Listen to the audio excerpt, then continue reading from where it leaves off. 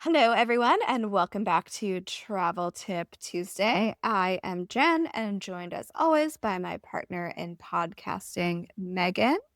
So, we are recording this in advance because Megan and I are heading out on back to back trips, which is very exciting. And I wanted to talk to you about booking an open jaw itinerary. Megan, had you heard this term before? I had indeed heard of the term, but I've not experienced the term. So why don't you share what you're going to be doing? Yes. So my husband and I are in just a few hours, really, flying to Ottawa, and then we are coming home from Montreal. These flights are booked on the same reservation. So this is called an open jaw flight. It could be the other way around. For instance, if we were leaving Halifax and flying to Toronto and then later flying Toronto to Calgary instead of back to Halifax.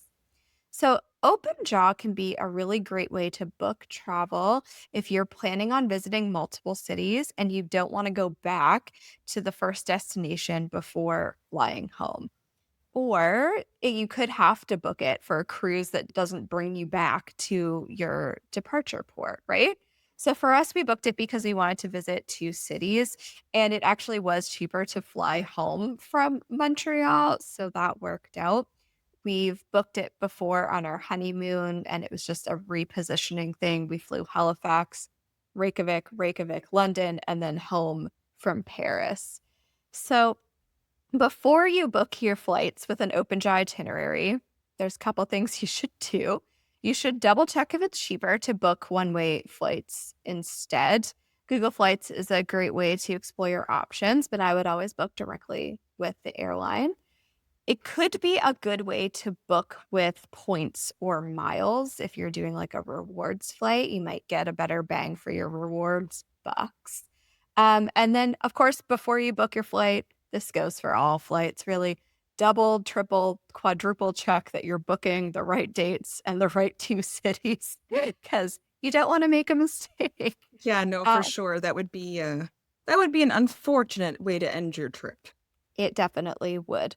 So, Megan, I know you said you haven't done this before. Would you consider booking an open jaw flight? Oh, definitely. I think it would be something that would during the booking process raise my anxiety for sure to make sure, okay, are we getting from point A to B to C to D and then back home? But I think, of course, see the value in it. I've just never had a trip where I've had the opportunity to do it or need to do it. I hope to in the future because it sounds very metropolitan, and very international. But yeah, no, I've not done it, but I definitely would be open to it if it's needed.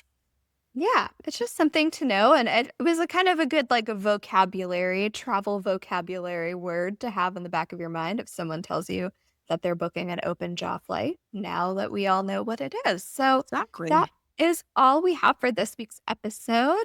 If you found this episode or any of our other Travel Tip Tuesdays helpful, we would appreciate a review on Apple Podcasts or Spotify, or if you shared the show with a travel-loving pal.